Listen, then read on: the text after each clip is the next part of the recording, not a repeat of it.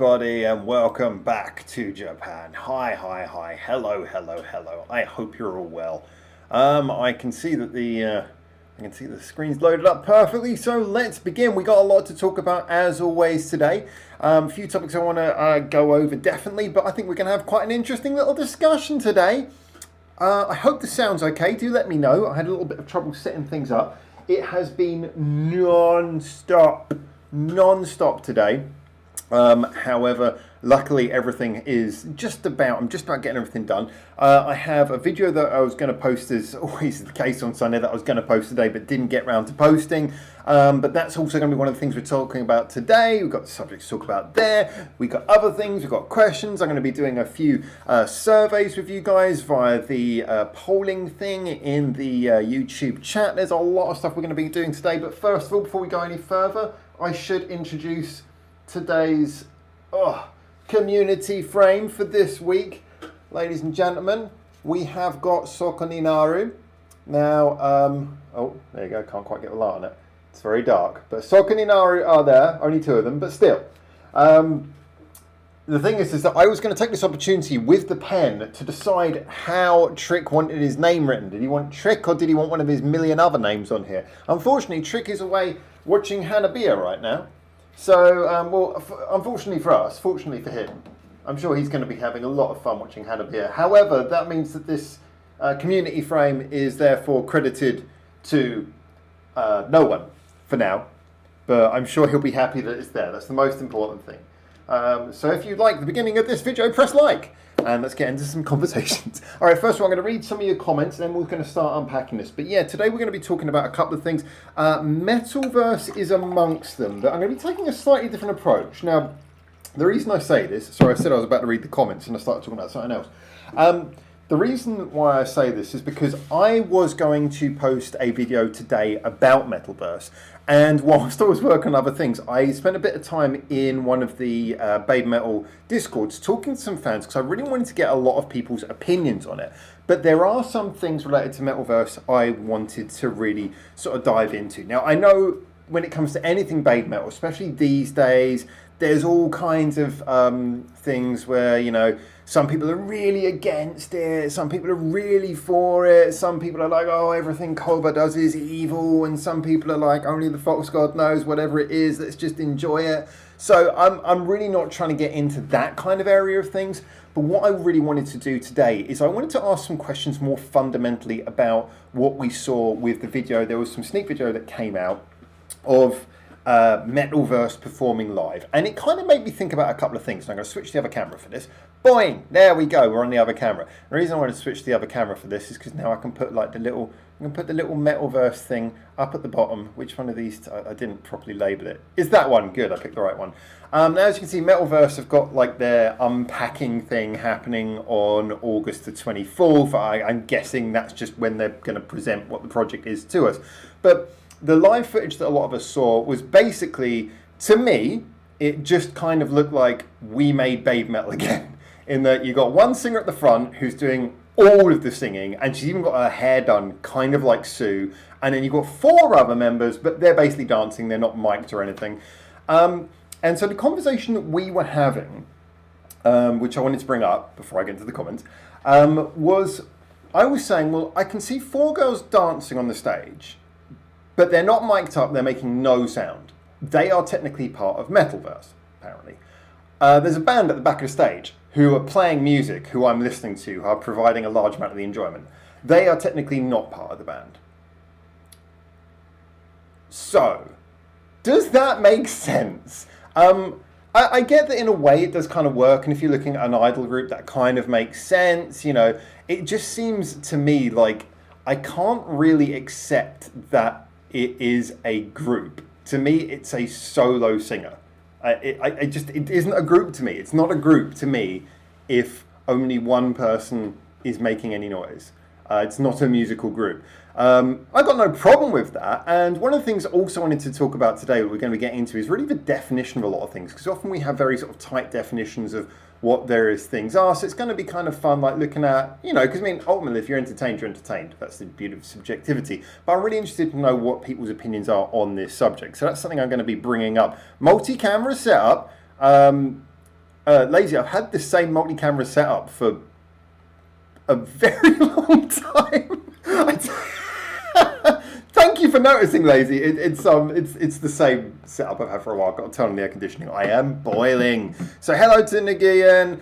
Hello to everyone. Hello to Jan. Lazy, Sven, Paul. Hello, Paul. Still grumpy, says Nagian. We'll see how it is later this afternoon when the storm's eye passes. Oh, okay, yeah. I want to know how the storm's going because Nagian's in the middle of a storm apparently. Hello to Loon. Your mic sounds a bit tinny to me, but otherwise everything seems fine. Okay, yeah. So long as it's not like got all that horrible crackling noise on it. Multi-camera. So, yeah. Still say the 4 dancers will be singing too. They just weren't for this preview. Yeah, that's another thing I want to point out. Just in my opinion, this conversation is more talking about what we have thus far, and that was a conversation I was having with some people on Discord. So yeah, I accept that things might change, and when we get that whole release thing they're talking about, when we get the whole this, it might turn out everything's different. But just based on what we can see so far, I'm kind of intrigued. So I'm going to put in a little poll. Can silent members of a group be part of a musical group? Yes or no? There we go. Ask your community. Depends. Okay, I'm going to say yes, no, or depends. Ask your community. Let's see what you guys think of that. I need to change top chat to live chat so I don't miss anything. Hello to Lucky. Oh no, definitions. Yeah, I mean, as always with these things, Sven, it's more about being interested in just kind of like seeing. I mean, with all these things, I mean, I come back to the same thing I always say. If you enjoy it, you enjoy it. But if we were just to be that simplistic about entertainment, there would be no need for this YouTube channel.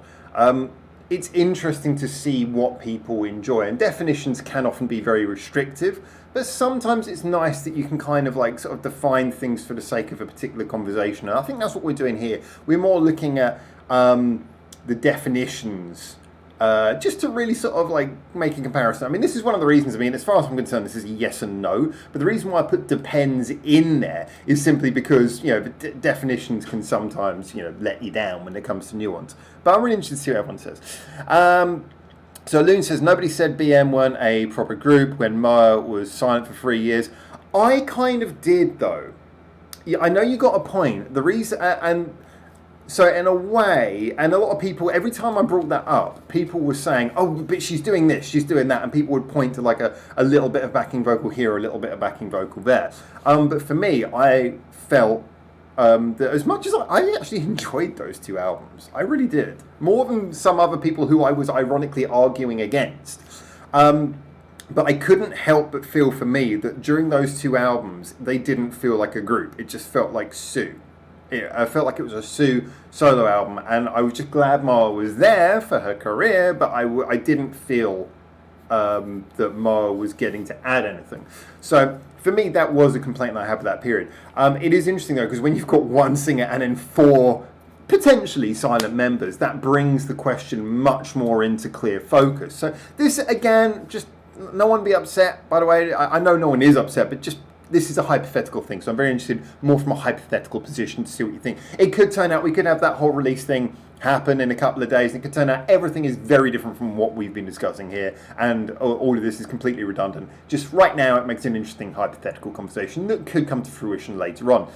Paul says, I think only 1 will be mic'd. She has been the only on the promo material too, hasn't she? From what I've gathered. But again, I'm not really so much asking about what is actually going to happen. I'm more asking about how we, it's a fair point, but I'm more looking at how we would address if what we've seen at this point is in actuality the truth moving forwards. And I've got to be honest, I don't think that Amuse they don't have a history of switching things up as in like sudden surprises.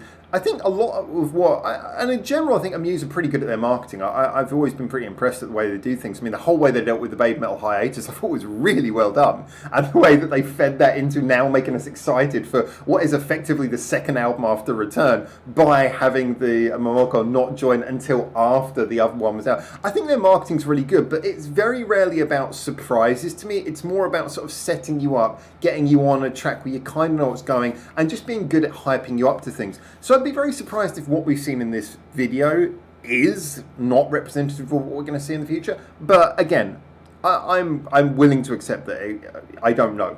So I'm more asking about how we would address what we see at the current moment. Lucky says, this is a confusing question. I do think it is, yeah. And as with all these things, it's just going to look inside yourselves and see what you think the answer is. Sven says, there's some groups like Da Pump where only one person sings. Yes, but then again, Da Pump are responsible for quite possibly the worst song ever produced in human history. So I'm not going to use them as a... Yeah, I do know what you mean. It's just that one guy who sings in Da Pump. But I've never been a big fan of that. I should point out, we were talking the other day about Twice, and I said about the fact that one of the members of Twice, all of them are apparently singers, but one of the members, her role is apparently just put down as image. But that is one member who is there to kind of dance and look extremely attractive, rather than sing. I can let that off. But when there's only one member singing, for me, it's like, okay, so I don't want to jump to the chase too much, but the conclusion I came to after a really interesting conversation with some people on the Discord is the idea that there can be a legitimate group where there are people who don't sing. But then it's no longer, it depends on what you want. If you are looking for a theatrical piece of entertainment, you're looking for a stage show, then yes, then that becomes a completely viable thing to say. So why should every one person have to sing? In the same way that if you go to see a musical, not everyone in the cast will necessarily sing.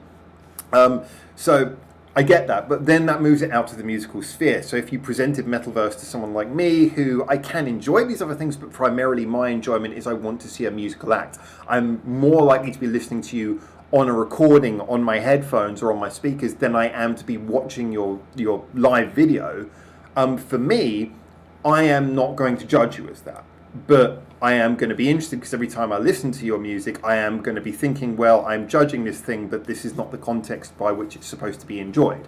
So it is interesting because you then sort of move out of the sphere of just being a musical act, and therefore judging you as a musical act becomes a more confusing thing. So, and of course that brings into other questions. If we are legitimately saying that people who make no sound are part of the group, then the same way that we would judge the quality of recording on a studio recording, we then have to think about, well, now do we judge, do the live videos have to be to a certain quality? Do they have to have a properly recorded video of every single song so we can see the dance moves, which are so integral to the entire purpose of multiple members being there? Do we have to see those properly recorded, or the song hasn't actually been produced for general consumption? Is the song not to be consumed as audio only? I mean, it brings up a whole group of other questions. But yes, there is you can say that you can have non-musical members, but then I think you start to open up this question of, is it then a musical act, or has it become something broader? And then you kind of have to start defining, well, not defining, but you have to start making clear what the actual intended method of consumption is for this act moving forwards. Mirai says, plenty of groups out there define their group members, including those who aren't making musical sounds. If they're idle, they can be selling character, personality, or dancing members. That's true, but again, the idle thing is a good... sorry, I know you probably typed this while I was, or before I said that, but the idle groups who do that, I mean, this is why they're called idle groups, because their definition, I mean, the way we're supposed to consume that particular type of media is, yes, music is rather fundamental, but they are there to be idols. They're more there to be sort of like a maid cafe, you know. I mean, a maid's primarily role, it is kind of to be a waitress, but overall it's to make people feel comfortable and happy. Idols in idol groups, you would kind of hope they can sing and dance, but ultimately they are there to make people follow them, kind of like almost like a precursor to social media influencers. They're supposed to be people who just their presence is comforting, pleasing, enjoyable, fun.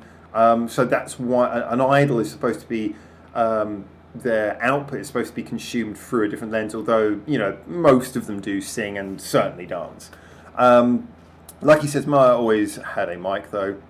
Yeah, I probably shouldn't compare that overly with the Babe Metal thing. I think the Babe Metal thing is slightly more complex, but I think you were referencing the duet period. I still think it didn't really feel like a duet, but I do understand your point. Rev says, Madness had Chaz Smash listed as Nutty Dancing for years. Happy Mondays had Bez. I'm not sure how it worked in terms of royalties. Yeah, exactly. Always kind of made me laugh that Public Enemy had Flavor Flav. Sorry, what does he do? He holds a clock. It's kind of about as effective as a nail in a wall, and he shouts occasionally. So basically, just imagine a cross between a crazed homeless person and a nail in a wall, and you have Flavor Flav. Yeah, again, though, if you've got that one person who stands out, they kind of become a novelty thing for other forms of media, but they're not primarily the driving factor behind what the group is. Sven says, Perfume never sing live, so they are not a group. I think that's a very good question. I would say they are a group because they still are, even if live they're dancing to their own songs. The thing is, I can still go and listen to a Perfume song and it has Perfume on it. So what they've done is, rather than one scuppering the other, they've created two separate things, which is, if I hear them on my headphones, I am listening to Perfume. If I see them live, I don't feel like I would be looking... this is one of the reasons why I've never really particularly cared about seeing Perfume live, is because I wouldn't feel like I am watching a musical performance. I'd feel like I'm watching a dance performance. And that's fine. It's just I'm not that into dance. You know, I like it. It's just not something that I would particularly pay to go see dance on its own. So, yeah, you make a good point, but I think it's just that, therefore, Perfume are two separate things. Which ironically are all layered over their music, but two separate things nonetheless, I'd say. Their live show is not the same thing as their music, because, like I say, when you see them live, I believe it is just their recording. But then again, you could go and enjoy it, but you are listening to the same thing as you've got probably in your pocket right then and there. Some singers sound better when they stay silent. Lazy? It's true. Upset pitchforks around says Lucky, yeah, probably true. All right, I'm going to get a little bit faster because we've got other points to talk about today as well, but I want to sort of get ahead on this. Rev says one of the bands I saw with Neon was called Pete Bentham and the Dinner Ladies, who had two guys dressed as dinner ladies doing dancing. One had the name Cantina Turner. It's kind of funny. Don't know whether I would necessarily find that particularly entertaining myself. I'd probably laugh for about 5 seconds, and then as the show went on, the cringe would kick in. What's going on? I'm getting weird things coming on screen. There we go. But fair enough. Funny thing is, though, is that if those two members left the group, it would still be the group, but they could still play live and you'd still get the same enjoyment of the music. They would lose an extra facet, an extra form of media, which is kind of like the comical stage show, but they would still be able to be the same band, regardless of the presence of those two members if they're only dancing. Loon drops a heart. Not sure what that's for, but probably what Rev said. Like he says, oh, there we are. I was only seeing the last 4 messages in chat. Yeah, that can happen sometimes. Sorry, yeah, sometimes you have to refresh it. Again, sums up my singing skills. No, Hitchhiker was the worst song in human history. Don't know which song that is, but I said, to be honest, yeah. I mean, other than the Pump, the only song worse than the Pump song is was it All the Young Dudes? That song is so criminally bad that That song exists to remind you that it can always be worse. Hey, Jeff drops a chew. Hello, chew to you. Although, again, I feel really uncomfortable saying that to another guy. So not chew to you, but hi. But thank you for reminding me of a good song. Everyone's saying hello. Loon says, I would argue that the BM had, Babe Metal, heard Yui Maya in Scream and Dance. You have to watch the video in order to fully appreciate it. It's performance art as much as it is music. Yes, it can add something extra to it. I mean, don't get me wrong. You can have songs which are added to by the live performance. But ultimately, if you have two members who are not ever contributing anything to the sound, then for me, that's all they are, is the live performance. They're not part of the music, which means for me personally, as someone who primarily cares about music, I would be happy to say, oh, if both of them left, I probably wouldn't care.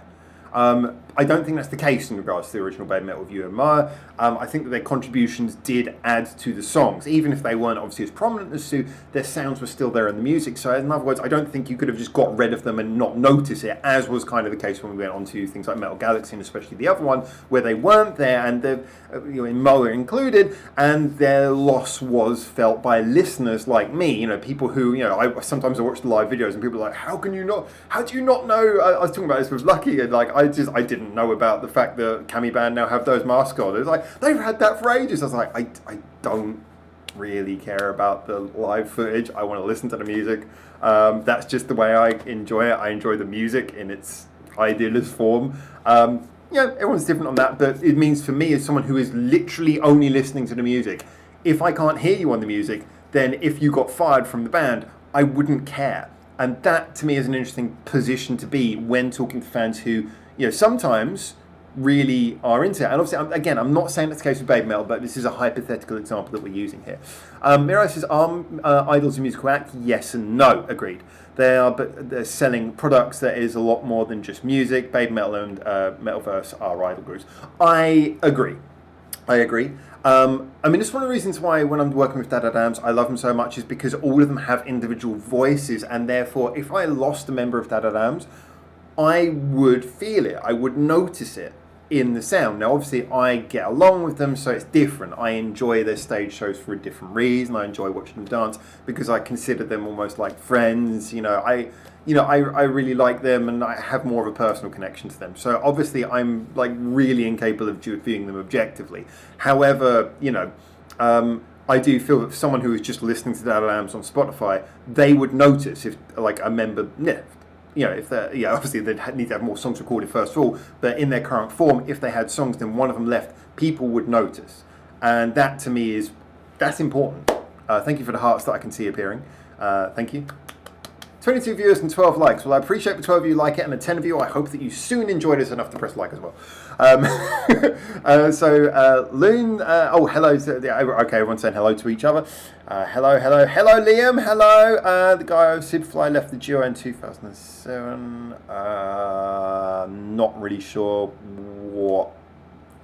Yeah, sorry. Oh, that was regarding something earlier. Gio says Superfly is a duo, even though we never see the guy. Okay.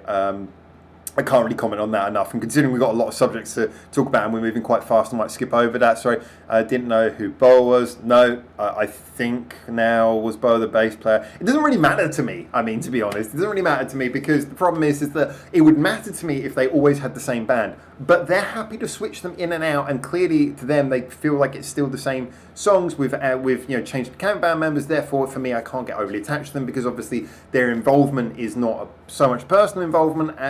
They might feel personally, but as far as the company is concerned, they feel okay to exchange them. So I can't get overly attached to changeable backing members. But point still taken. I obviously understand how fans do love them, and I'm not taking anything away from that. Just this is kind of how I look at that. So Harry says, can we have the masks on and are not Japanese anymore at this time? Yeah, I know they got a Western cam band as well.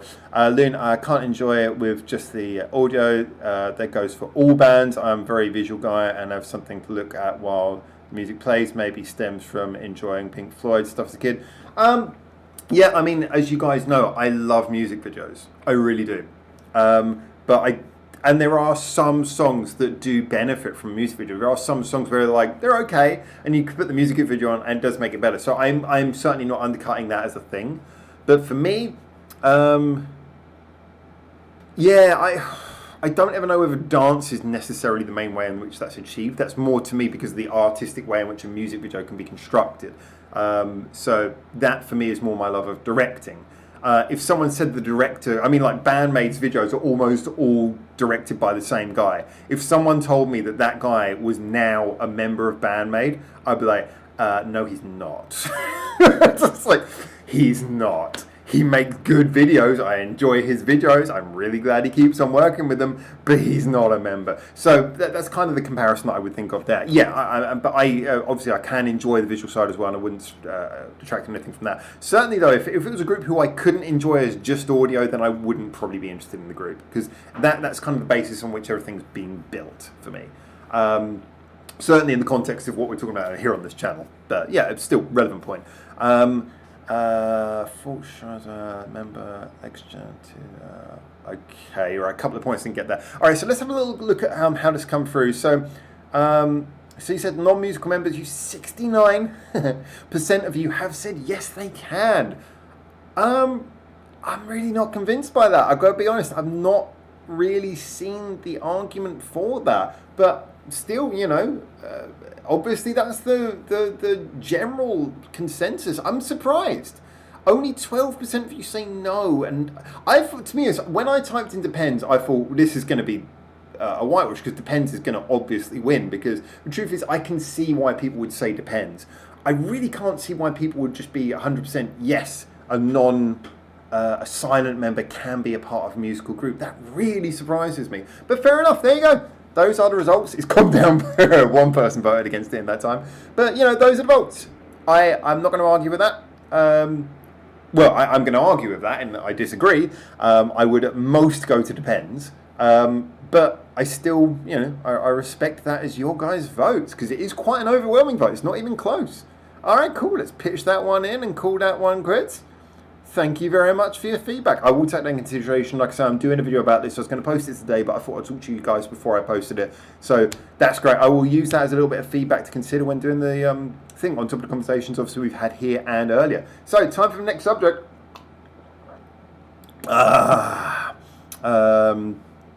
One Rev said, I prefer to hear music with a video, but I don't have any interest in dancing, so that kind of adds nothing for me. Yeah, I agree. I mean, again, I love music videos. I'm a big music video person. In fact, up until recently, I had been planning for. In fact, I'd recorded a whole video myself about why it's a shame that some bands don't do music videos or rely too much on live music videos, and where I was actually making the case for why a music video it's not part of the product, and yet it's something that is so beautiful to have as an addition to the product. And I was making the comparison of that to an album cover, a good album cover. We all love a good album cover. It doesn't change the music. I mean, the music's still great without it, but a good album cover is a great thing to have on an album.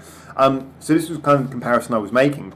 And of course, a music video can be more actively enjoyed along with the song than an album cover can.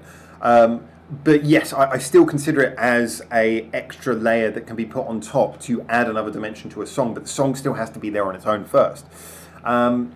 So I think, Rev, I suspect we agree on that side. I mean, obviously, like I said, I've directed music videos, and I really want to direct more music videos, so clearly I'm not anti to that, and I can respect it in the same way I love music videos. There's going to be people who love choreography as much as I love music videos. If you were to watch that Sounds of Tokyo episode that I was on, you'd think that I was really into choreography, because that's the only bit they gave me from my interview. Lazy says, GS have put two dancers for a while. They were very much part of the band. But the funny thing is, and I respect that, and I respect that if you, again, this comes down to the personal connection, in the same way that, you know, I feel a personal connection to Dadadams. If it's a band like Accurate Spin, who are very much, there's the personality, they're fans. I certainly feel that you feel very much connected to them because they just come across as lovely people. If they have two dancers in there who you see them playing around on stage with the band, and then you can see everyone's friends, they have a great time together, you're going to feel like, yeah, they're part of the band. But the truth is, you take them out and the record still sounds the same. So for me, they're not part of the band. They're a nice addition, but they're not part of the band. With the right drugs, you can see all kinds of people. Well said, Scott. And poorly said at the same time. They're not sure what sort of visuals I want, though. Well, there's plenty of good visuals you can get in many different ways. Harry says, off topic, but Resi just posted a pic on Twitter that makes me think she has her own Kanami in the photo. In the photo, there is hands reach out from off-screen grabbing the. Oh yeah, no, I saw that picture. That's kind of a funny picture though, but that's definitely off topic a little bit. I haven't got enough time to deviate quite on that today. All right, so a little bit of news that I'm going to jump into. But yes, of course, watch Dadadams. Always watch Dadadams. Dadadams forever. Dadadams are truly the greatest thing in the world. So watch Dadadams. All right, so what are we going to talk about next? Well, I did want to quickly bring up one little piece of news. Let's see if I get the right one for this. So it is now confirmed Tone Spoon have agreed they're recording a song for us. Yes, we have Tone Spoon. This is now the third band fourth band who have confirmed they will definitely be recording a song exclusively for Backer Broadcast. They will be doing a live performance just for this channel. If we do enough of these, then hopefully I can compile them at the end of the year. We can make a live concert of just bands recording exclusives for us. It's all kinds of potential from this, but I was really excited about Tone Spoon, because Tone Spoon, of all the bands we've talked to, they are the biggest one, as in like the size of the band. There's a lot of members of the group, have multi-camera setup. Obviously I don't really have cameras, but you know, I can't afford cameras, but I'm going to be bringing my old little cheap Nokia and stuff and plugging stuff in and just like recording. I don't give a damn if it's low res, I don't give a damn if it's just the place looks like a fucking old telephone graveyard, and just like anything I can get which has like a camera in it. I got like a 500 yen little security cam that records in VGA. I'll bring that with me as well. Just anything. I can put them all around the room, get as many camera angles as I can. It will look kind of twee if nothing else. But yeah, I'm really excited. Tone Spoon have agreed they are recording an exclusive song for us to go at the interview. Thank you so much to Tone Spoon. Please go check out some Tone Spoon. Give them some love. I know they've only got a couple of songs out, but everyone was really excited about this band. And it took us a while to get around to them because I really wanted to take time to like review, and I know that it kind of leaked out and other people started reviewing them first, so I was like, I'll take my time. I took my time with it, I put a review out, and they seemed to really appreciate, I mean, they were really lovely about the video. I think they actually really appreciated that we took time to do like a proper analysis, a deep dive, and really review their songs, and they genuinely seemed to appreciate that, which meant a lot to me. So, yeah, I'm just so happy that Tone Spoon will be in the studio with us, recording a song for Backer Broadcast in September. I'm really, really so happy about that. So, I might be homeless by then, but fuck it, nothing. Even if I have to walk and turn up in like broken shoes and just go, I'm ready for the interview, we'll be there. One way or another, we'll be there. Great news. So there you go, Tone Spoon with us. I did say that we weren't going to talk about Dadadams, but I'm going to quickly bring up Dadadams just because this poster was the one that Kuru, the new member, drew, and I really love this. So this is her poster for one of the upcoming gigs. Now, Kuru, when she was in Ines, drew pictures of all the members, all three of the members, but she's done this for Dadadams. And she was asking if anyone can predict which member's which, and luckily I was the only person who got it right. But this is on Twitter, and she's drawn all of the members in her kind of very cute, simple, but really, really very personality-filled art style. I really love this. It's a great poster. I'm talking of posters, by the way.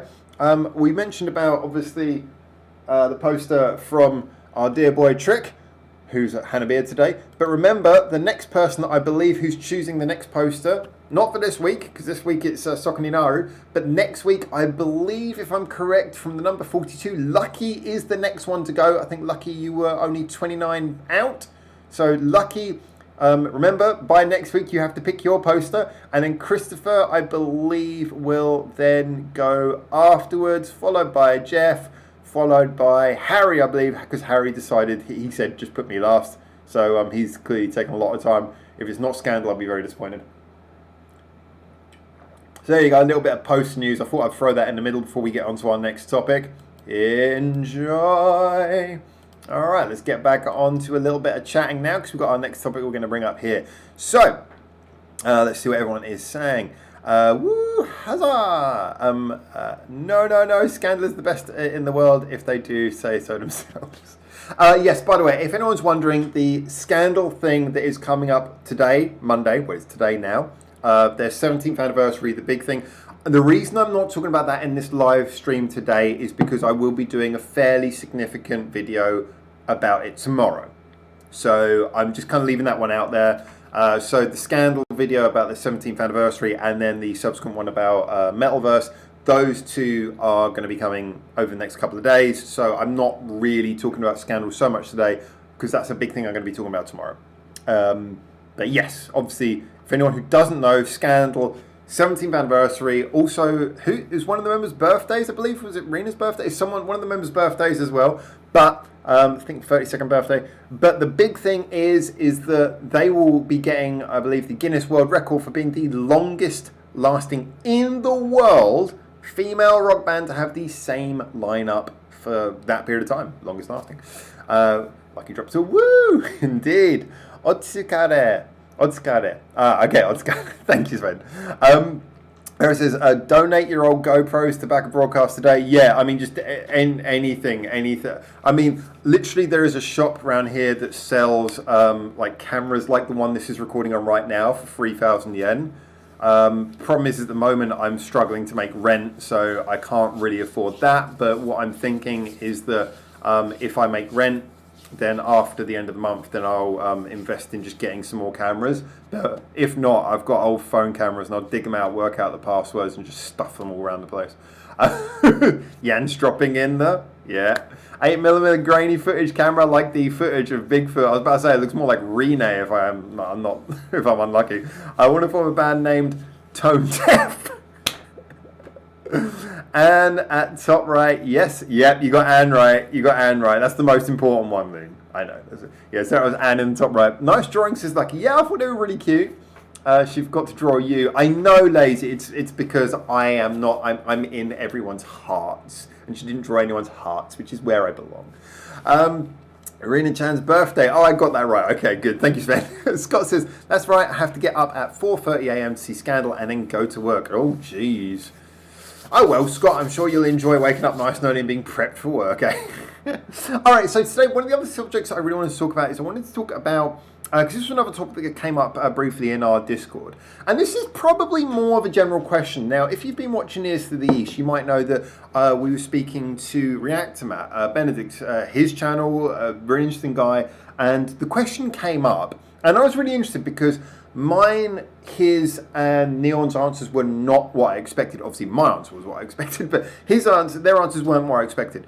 And the question really came up in regards to Western music and Eastern music. And this is a very generalized term, but I found rather an interesting way of kind of highlighting this.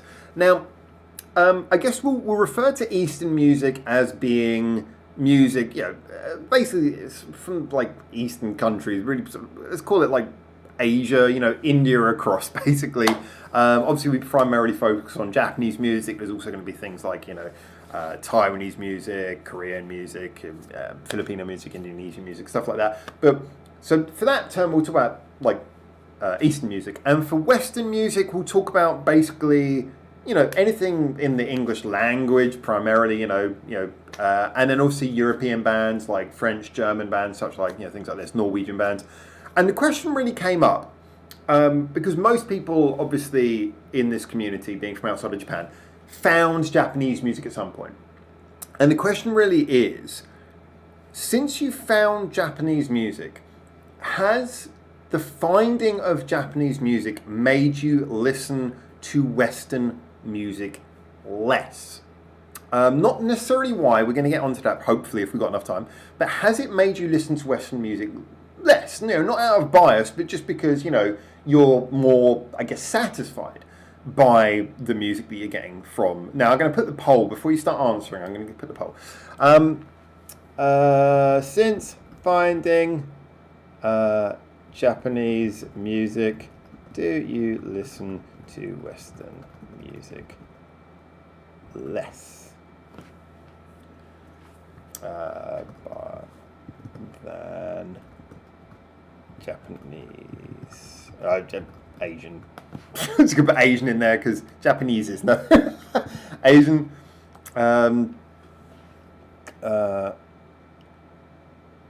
So listen to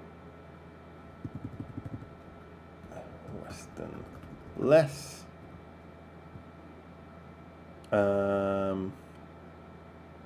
About the same.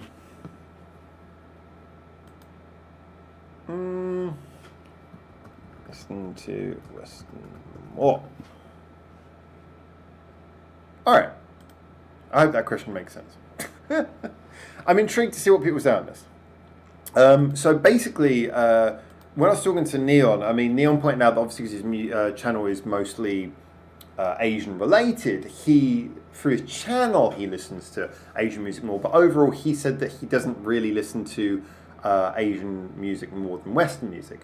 Whereas Benedict from React Matt, he said that he definitely now listens to Western music less because he finds Eastern music's giving him more.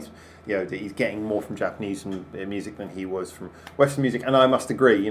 I grew up. Obviously, my formative years, I didn't listen to Japanese music really at all, and then really as I found Japanese music, it more and more took over to the point where now I very rarely listen to Western music unless someone recommends it or unless it comes up. There are some forms of music where I'll listen to which will be Western, primarily because they're not really so prevalent in the East, but most of what I listen to is very much Eastern music. So I'm really kind of intrigued by seeing what comes from this. So I'll be at work already, says Harry, but should be able to watch it easily. That's good. That's the most important thing. If anyone comes up and disturbs you at work while you're watching it, just go fuck off.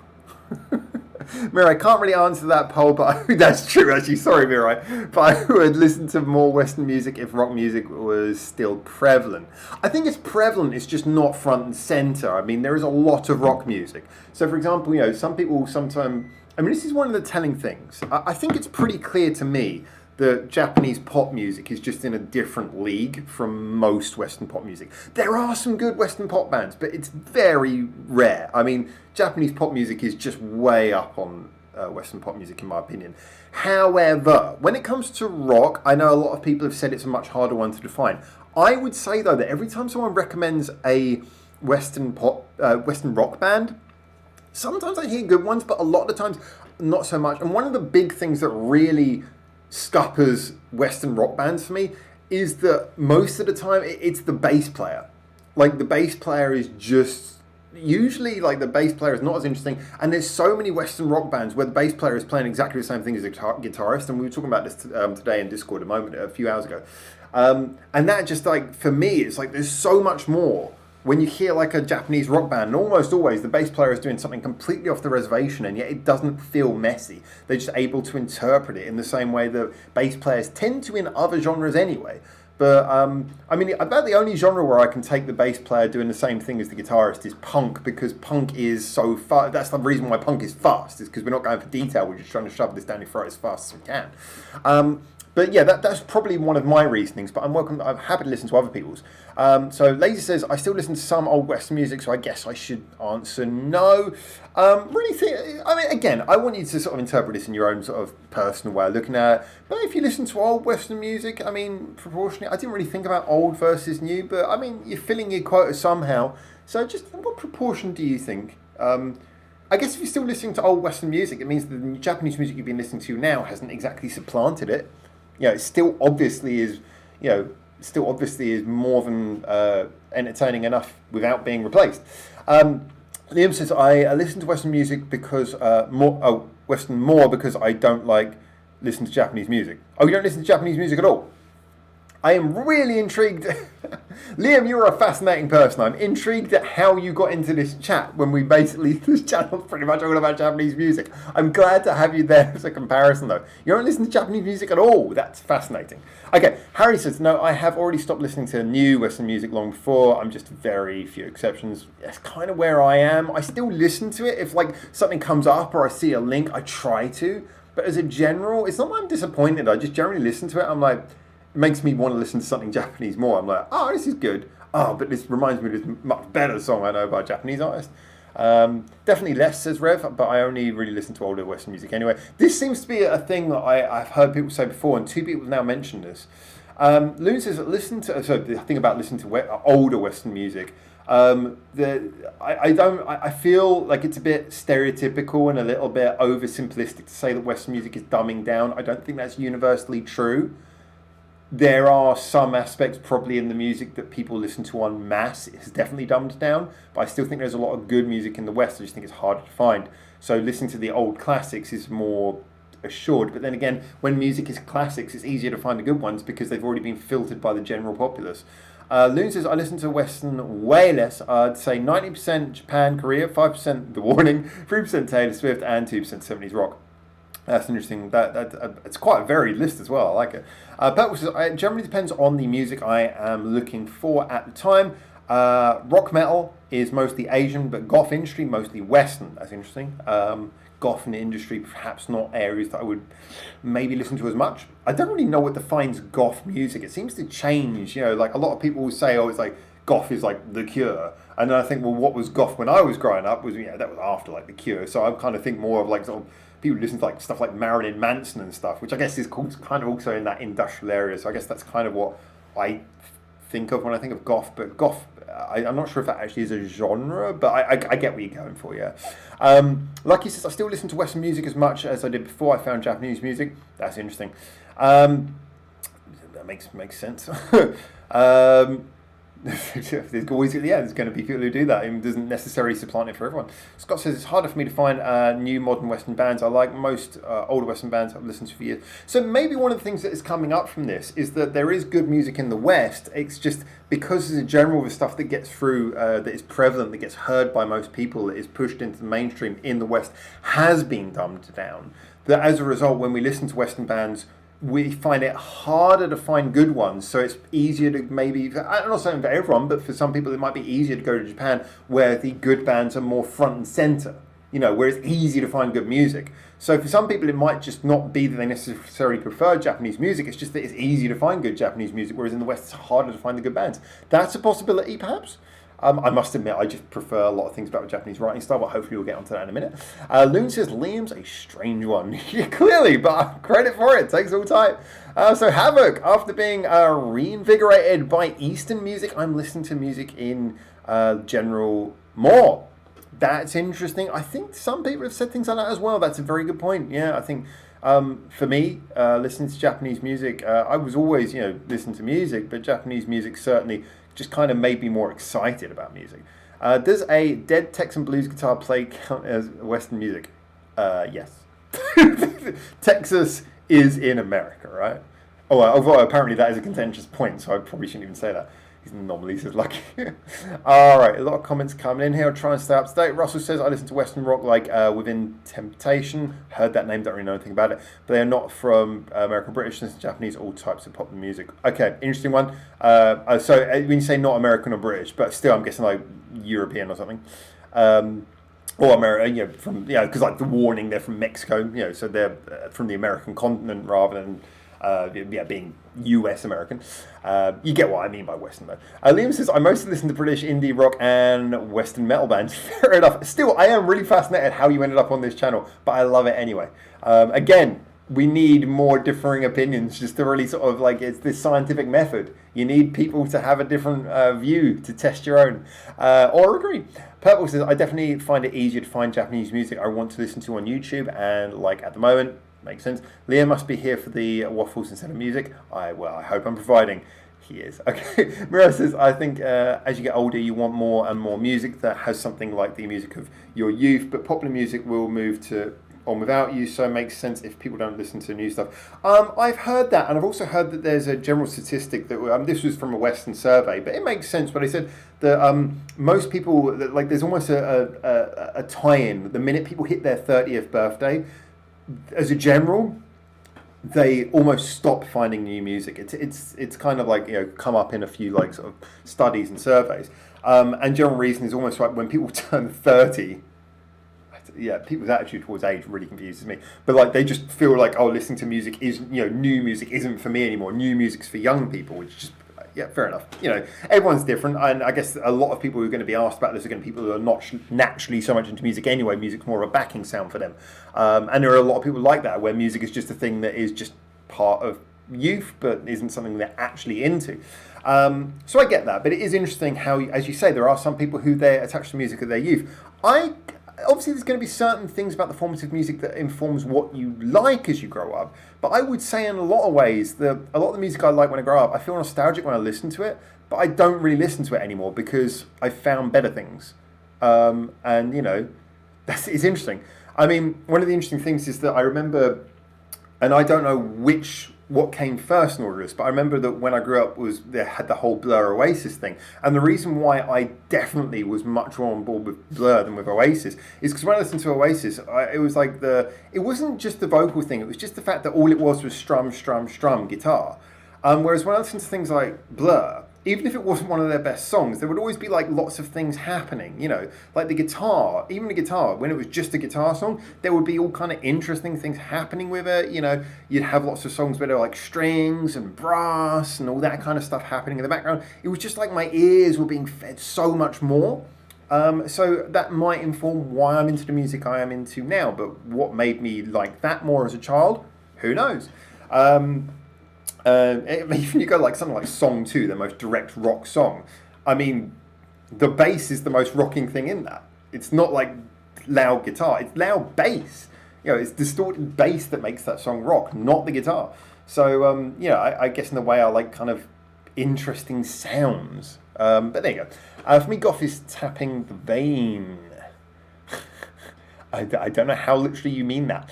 Scott says, I listen to a lot of dead Western musicians, comes from having older brothers who listen to 60s music. Fair enough, yeah. My dad was really into 60s music, which again, my dad listened to, he was not really into music, but he would listen to a lot of 60s rock and roll. And I respected the melody of it, but 60s rock and roll, I like it for what it means historically, and I love the melody. But it's just never been my thing because I listen to it, and again, it's that thing where in my ears I just feel underserved. Like I need more sound, I need something more interesting from this. Although a lot of old 60s rock and roll songs have fantastic melodies, and I do love a good melody. So maybe that's where my love of melody has come from, and catchy hooks. Rev says, I don't think I've really connected with any Western musicians since the 90s. Kind of in a similar place. There must be the odd song I like, but no band. Sounds fair. I've lost it.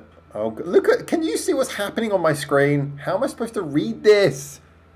Lucky, I still listen to my old favourite bands, and 90% of the artists are singing playlists of Western. Okay, that's fair enough, yeah. In Temptation are Dutch, European. I was right about that. Ross says, a lot of bands I don't know about, like I Love Me, are instantly approachable and repeatable compared to Western bands where hit or miss feel. I agree, yeah. I Love Me are a very good example of that, I must say.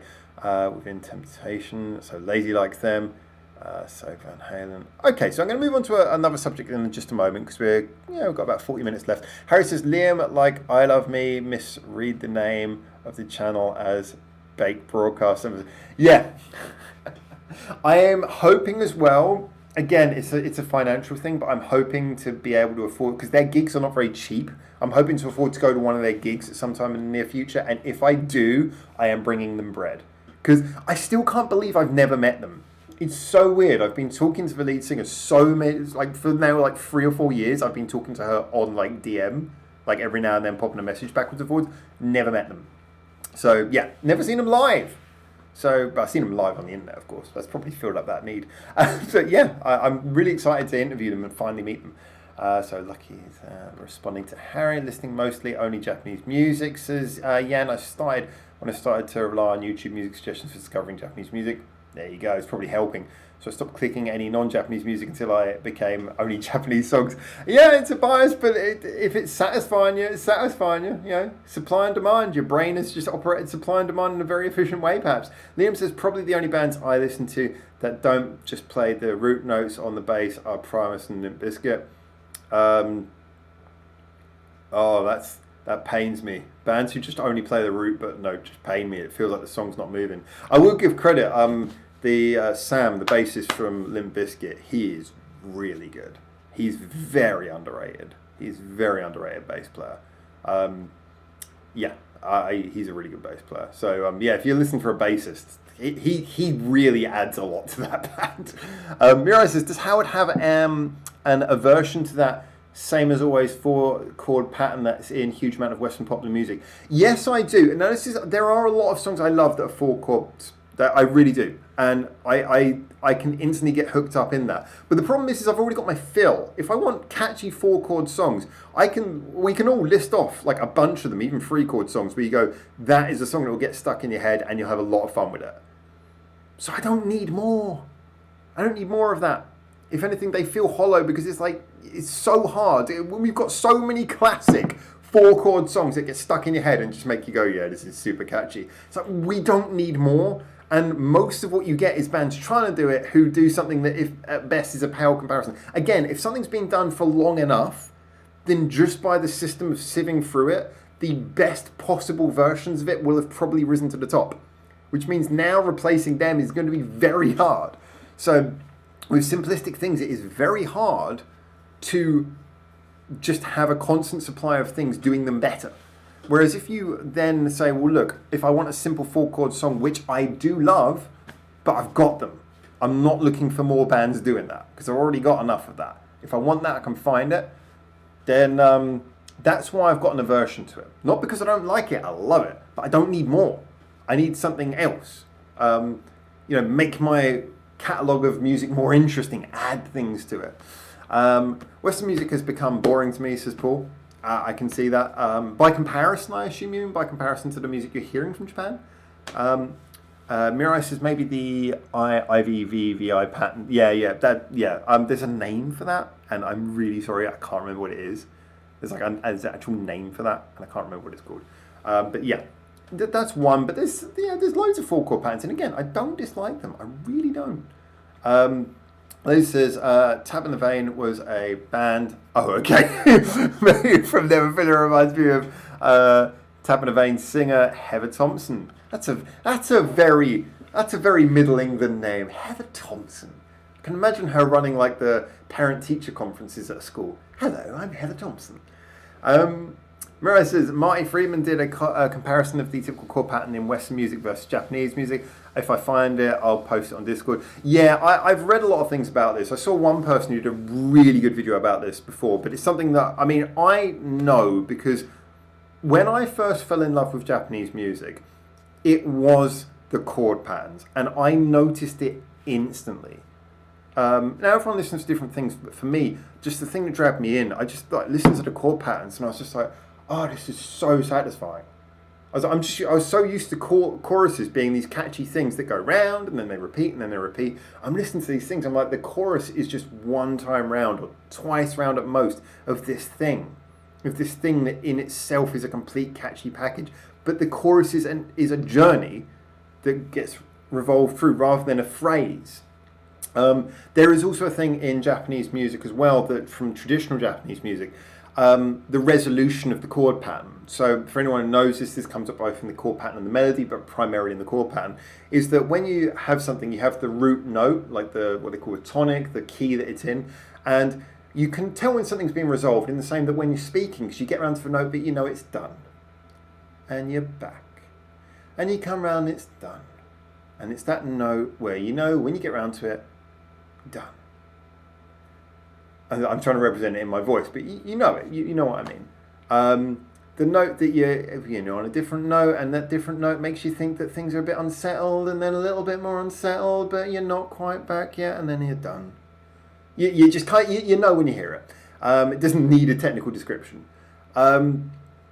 Japanese chord patterns. There's various ways that you can do things. Like there's a type of chord you can invoke that resolves without resolving. It's like sort of chords obviously are constructed from multiple notes where you basically put in most of the notes that resolve the feeling, but then one that just sort of adds a slightly questioning feeling to that chord.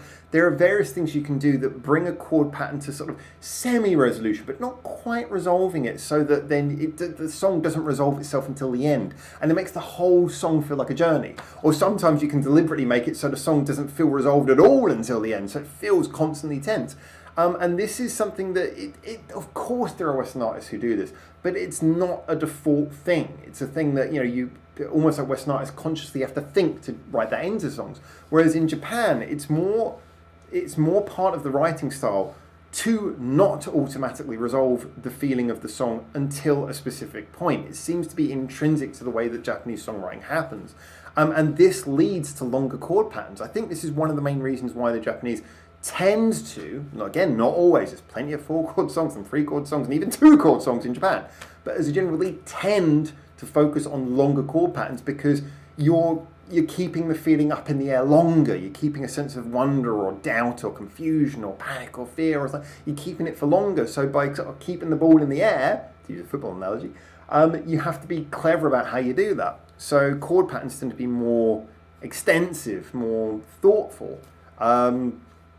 So again, this is not a blanket rule, and I don't want anyone thinking that I'm saying, oh, Western bands are crap at this and Japanese bands all do this. It's really not true. But as a general, there seems to be something about the default thought pattern that goes into the way that a song is structured that points that way. So that's trying to sort of, again, I want to keep this in a way that everyone can kind of understand and sympathise it. So hopefully everyone kind of understood what I was getting at there. I'm not being patronising or anything. It's just sometimes I do this and I think it's really obvious and people go, Howard, what are you talking about? And sometimes I think I'm being technical and people say, nah, Howard, it's way too simple. Lucy says, Tap on the Vein was I already read that. Mira posted in Discord. Lady says, and then he went and played that. Okay, heard from Chris and Uncle Trick. Hello, Chris and Trick. Oh, are you at Hanabiya as well? Okay. Well, I was asking the question about the frame earlier. The Trick frame. I need to know what he wants himself referred to as on the frame. Which is why albums from Japanese artists are... But anyway, enjoy the show, by the way. Mirai says, even if you don't resolve until the end, you still move between more dissonance and more resonance, even if the dissonance isn't totally back to resolve. I'm not sure exactly. I'm guessing that you're kind of like adding more detail to my point rather than contending against it. But yeah, basically, yeah. I agree. Russell says, why? Which is why albums from Japanese artists... Sorry, of course I agree with Mirai. I assume me and Mirai agree in here because I think Mirai is probably coming from a similar place. Russell says, which is why albums from Japanese artists are so much more instantly repeatable, the chord patterns. Yes, this is another thing. When I talked about having multiple different sounds and having those longer chord patterns, the thing which works best about them is they make songs more re-listenable because you're taking in more each time around. Whereas if you've got something short and punchy but it's being repeated, then you've already kind of heard everything the song has to offer more times over in one listen of the song. Whereas a longer chord pattern, especially if over the length of the song, it is delaying the resolution. So the resolution itself only occurs maybe once, twice, three times in the entirety of the song. The song has more replay value because you're getting the momentary entertainment from each individual bit being interesting because of the layers of sound, but you're also getting a longer journey from the song playing a long game in its arrangement. So the arrangement can give you more to chomp on at any given moment, but also give you a longer journey that therefore improves the replay value because you're enjoying the short term and the long term. Which is why if you get to me a song where it's just someone strumming and the chord pattern's resolving repeatedly, I'm probably bored before the song's even finished its first play, because in any given moment there's not really enough to really get me interested. And then by the end of the song, it's like, why would I go back and listen to that again when you've resolved the feeling so many times already that I don't really, it's like I don't need it. So, and it's not, again, not blanket rule, but that's kind of generally how I feel a lot of the time, that kind of thing. And again, this is why bands where the bass player does exactly the same thing as a guitarist, that is an issue for me because, again, from moment to moment, I am getting considerably less and again, simple songs can work, but you have to be interesting about how you do simplicity, about how the nuance is. My opinions. Again, by the way, this is a topic where I'm giving my opinions, but I accept there's a lot of different views, and so I'm really interested in seeing what you guys say as well. I'm just voicing my opinion on top of it. Ross says, sorry, I read that. Can't hear what is being said, but can see the waffling. Hopefully nothing forbidden. No, Christopher, we're talking about how amazing you are. Andy says, unneeded technical description, resolving to a tonic chord if done with most finality as opposed to resolving to suspend. Yeah, so if you kind of got that, I don't have to explain to you, you already know. Japanese music takes more from jazz through, which leads to extended chord sequences. I think that's partly true, maybe through the whole Enka phase, but then again, you could argue that Western rock and roll went through a jazz period. I think it goes back further than that with Japanese music. Now, of course, You look at Western classical music and there's a long history of unresolved chord patterns. You look at Western folk music and there's more of a focus on resolution. You look at Japanese kind of what you'd call folk music, kind of like local small scale music. Even then, there was less of a focus on resolution. Now, there's a whole historic thing in that, which I don't know enough to really give details on, so there's no point in me getting into it and here because I can't follow up with the questions, but there's some great videos on this. But I think it's just naturally in the Japanese style of writing, more intrinsically, even before we bring in jazz theory. But yes, jazz theory is a good way of maybe describing it in more of a contemporary light. There's less open cowboy chords, says Addy, and more extended voicings, which gives you more melodic and harmonic information to absorb. True again, yeah, true. Nothing to add to that. Andy said it in more detail than I did anyway. And more use of capos. I'm not going to get into the whole capo argument. They could start a different argument there. Capos can sometimes be useful, and sometimes they can be used for reasons which, yes, they're not always the magic fix that a lot of people think they are, but sometimes they do help with chord structure. Harry says, okay, another off-topic message. The Scandal live stream is not being archived, so if you don't watch it live, you won't be able to see it at all. Oh, geez, okay, I'm going to have to check on the time, and at least not until someone posts it on Bilibili. True. All right. Let's have a look at seeing what everyone's scored on that. So, listening to less Western music, 67%. So, basically 2/3 of the 21 people who voted. So, that's 14 of you. About the same. That's 4 of you, and 3 of you said listen to Western more. So, that's interesting. Okay, that's really good. I'm going to end that one there. That's really interesting. So, that was much more the way I predicted it going, that one. Thank you. That's a really good poll. Really good poll. I enjoyed that one. And yeah, by the way, keep an eye, if you're going to be checking out the Scandal post tomorrow then, the Scandal live stream of their big, this is a Guinness World Records event. Yeah, check it out live because apparently it won't be there if you don't, although I'm sure it'll be up online somewhere. If you don't want to hunt for it, watch it live. Sarcasm, says Christopher, is the lowest form of wit. I expected better. I think people who say sarcasm is the lowest form of wit, they as a general don't understand sarcasm well enough. Either that, or they're just not good at sarcasm and end up on the receiving end more often than they like. Sarcasm is the lowest form of wit. I think it's one of those expressions where there is no known source it's quoted from. It's just something that has been said by many a frustrated parent who was outwitted by a child, I think. Much better, Anthony. We have a gig to go to. Ciao. All right, take care, Christopher. Have fun. 6:30 JST. Oh, God, that's a really inconvenient time for me. I'll try and be available, okay. I'll bet I'll work when it's on, so I'll be missing it. I'll be at work. Okay, I might see if there are methods by which I can arrange for it to fall harmlessly from the internet. I can't arrange it. I guess I'll just see if it happens. Sometimes things fall harmlessly from the internet into my grasp, and I don't know why, but I'm always there to make sure they get caught. Agreed. Sarcasm is my first language. But when you say that, Lucky, it makes me think that that's not actually what you mean because you might be being sarcastic. I think Christopher was being sarcastic. It's quite possible he was. The problem with sarcasm is sarcasm cannot be correctly delivered in text form. Sarcasm delivered in text form loses the most important thing about sarcasm, which is the delivery. Text sarcasm never works. Unless it's like really overt sarcasm where everyone's going, eyes roll, oh my God. We call that American sarcasm. Anyway, moving on. Oh man, so yeah, I really enjoy what you've all been adding to this. Now, there's a couple of points I wanted to make sure I mentioned. How am I going to remember? So what did I mention? I mentioned about East and West music. That was interesting. We talked about Tone Spoon. We talked a bit about Metalverse as well, which I think is interesting. A video coming up about that. I talked about the poster. And even though we had Christopher here, we still didn't work out what Trick wants to be called. I might just write Trick on the poster. As in on the thing.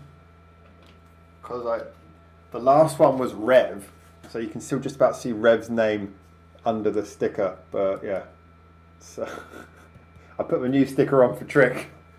I'm going to write Trick. Thanks.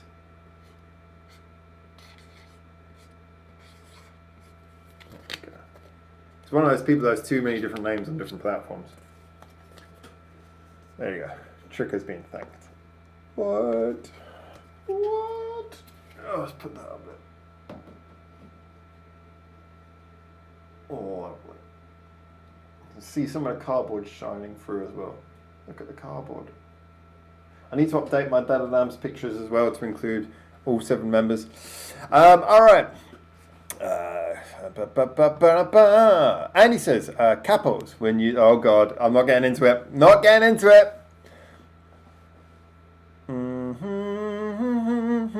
Okay, I kind of agree with you, Andy, but I'm not getting into that because I know that's a whole other conversation, but I basically agree with what you said there.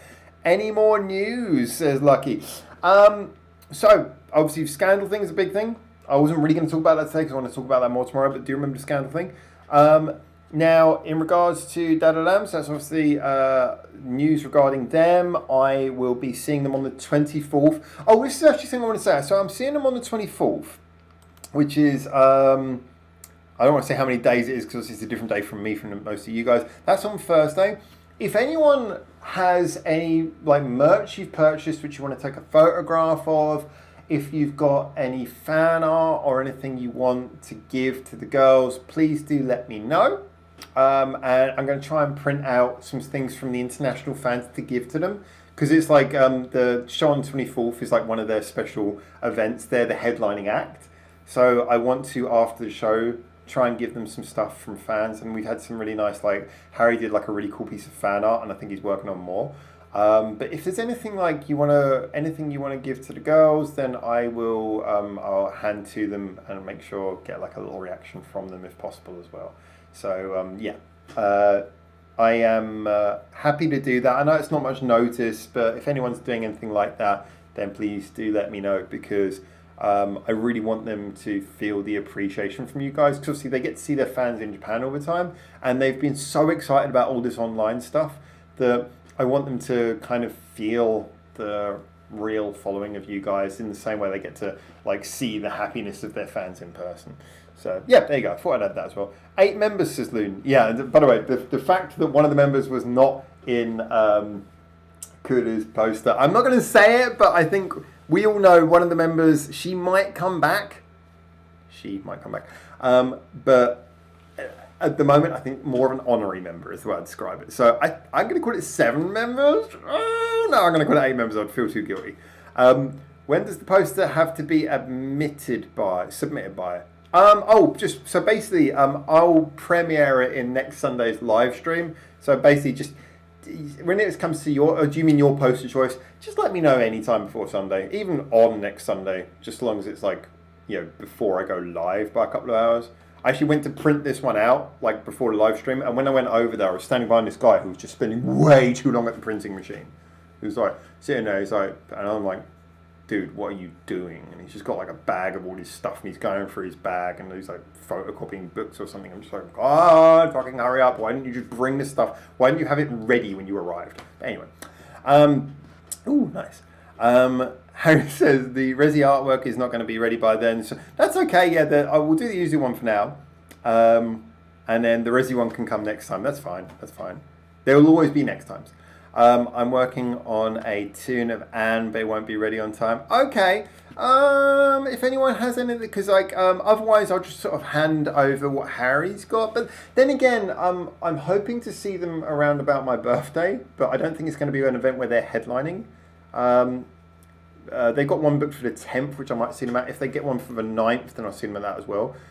So maybe I'll hold off until one of those events, then I'll bring some fan stuff.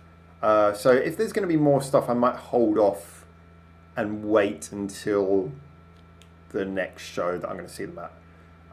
Okay, I'll think about that then. We'll work that out this week, but okay, that's fair enough.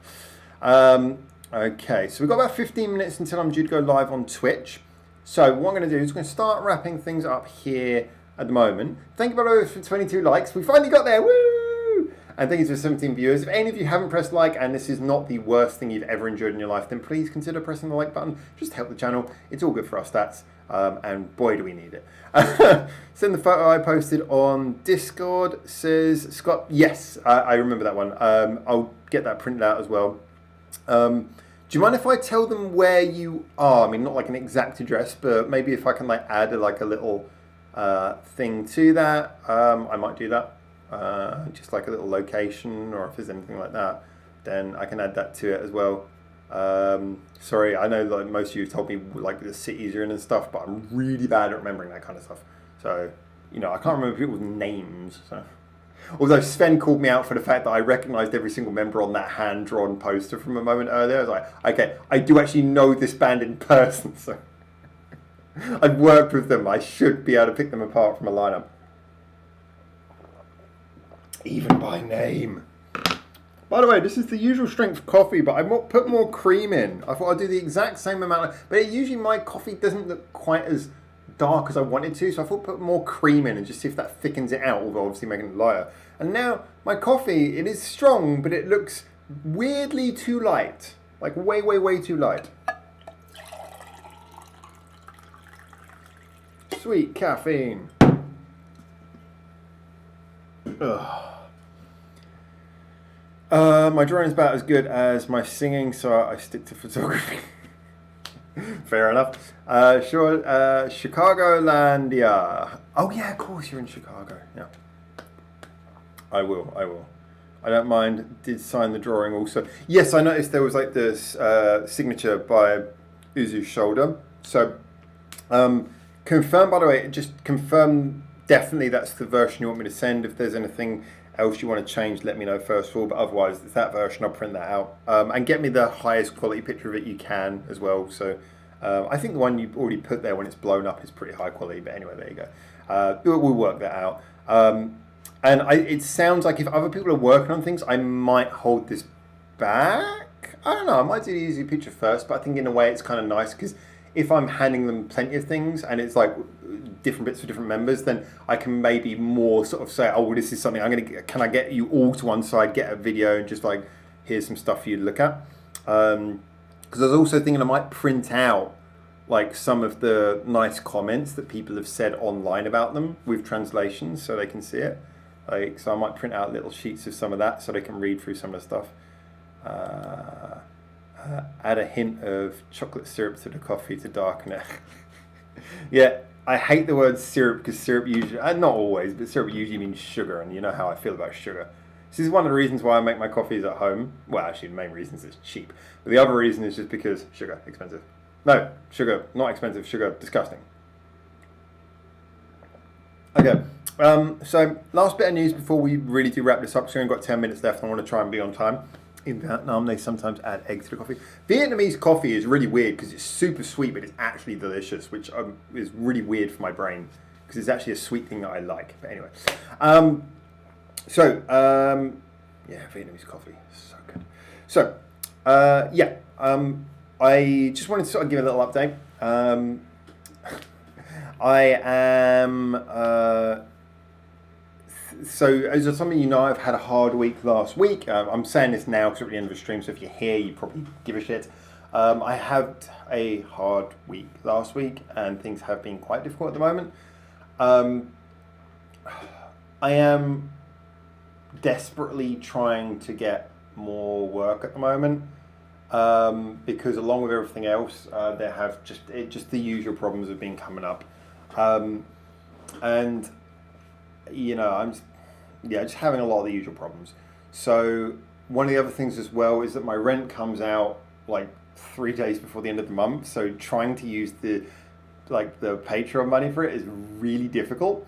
But please, by the way, the Patreon is super useful. So thank you so much for that. But I would really love it if I could get that before the rent. So I'll be talking to my landlords tomorrow about changing the rent date if I can. But as we all know, putting rent dates back is difficult anyway, and we all know how inflexible Japanese companies tend to be. It's one of the negatives is that there is a bit of inflexible bureaucracy in a lot of these things. So I think there's a possibility they might say no to that. But yeah, so basically I just wanted to say there are a lot of other things on my mind at the moment. So I hope no one is offended if Obviously, I'm trying to put out the videos, and there will be a lot of videos next week, and there's a lot of things I want to do. But I hope no one's overly offended if I'm not around sometimes, or if I'm slow to respond. I've been trying to keep up on the DMs, but I really fall behind on them. So please be aware of that. The other thing I wanted to say on probably more of a bright note is that in the next week, well, this might be a bright note, but I will try and post something about this on the community page as well. This is really important that you guys give me feedback on this next bit. So this is really one for the community. Please, this is really important. YouTube has changed its approach towards sharing, and shorts are now a big part of, if you do shorts, YouTube will pay much more attention to your channel. Now, as you guys know, I did shorts before, had a bit of fun with it, but it didn't really feel like something I wanted to do. And the previous system for shorts was a bit annoying, because if you posted a short, it would put it in the middle of all your videos. So people would be looking at the content you put out, and like a little sort of half-assed short you do on your phone would be seen equally alongside the content you've spent hours slaving over. And I didn't like that. They have changed it now where the shorts are kept more separate from your actual content, your long-form content.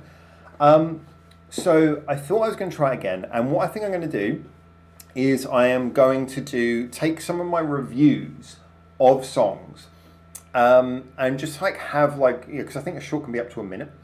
Just have a quick thing, like the album cover comes up, and then just an interesting point I made from that review. Maybe just cut it down, just do a little bit interesting thing like that.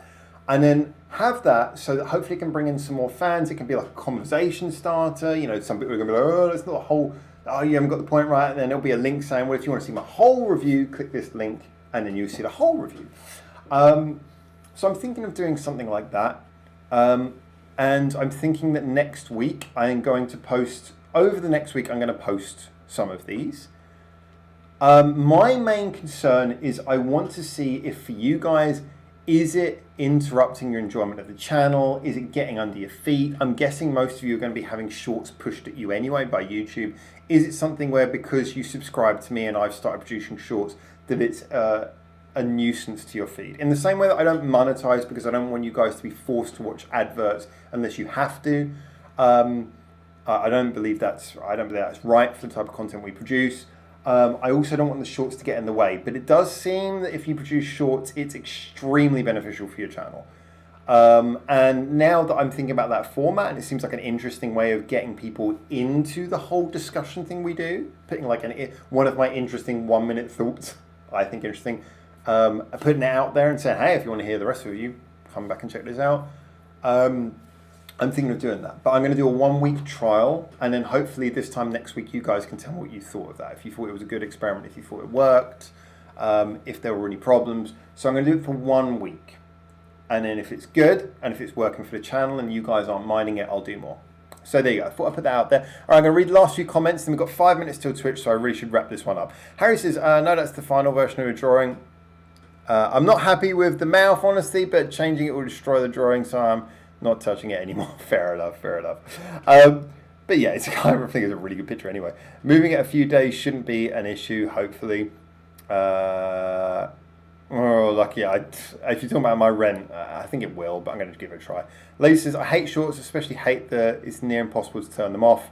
I agree. I mean, if there's nothing that can be done about it anyway, then I might as well take advantage of it. But obviously, if me doing that makes it worse for you guys, I need to know. Harry says, I hate shorts and block them, but there is another channel I follow that will post a full-length video, then make a short briefly talking about the subject and pointing them to the full video. Yeah, that I've seen them from channels I like as well, which is kind of what made me think of it. Lady says, but I can see that they are useful for creators. Yeah, I just don't want it to be something where you guys are like, oh yeah, do it if you want to do it, and then after a month you're like, oh, I'm so sick of seeing these, and then you stop enjoying the channel because you're kind of sick of seeing them. 1 minute bread breaking with a coffee making tips. And he says, I'm indifferent towards shorts as a general rule, but the gastric spin ones behind the scenes studios have been very engaging. Yeah, theirs were really great, but yeah, again, that's a bit of a different thing, but I agree, they had great ones. I can't do that, unfortunately. Mira says, plus this more bait broadcast. Like he says, I don't mind shorts, I usually just create playlists and leave them playing on another device to help out. All right, that's great. Thank you very much for that, guys. All right, I'm going to wrap this one up now because I need to get ready to. I'm going to be late for Twitch, but hopefully not too late.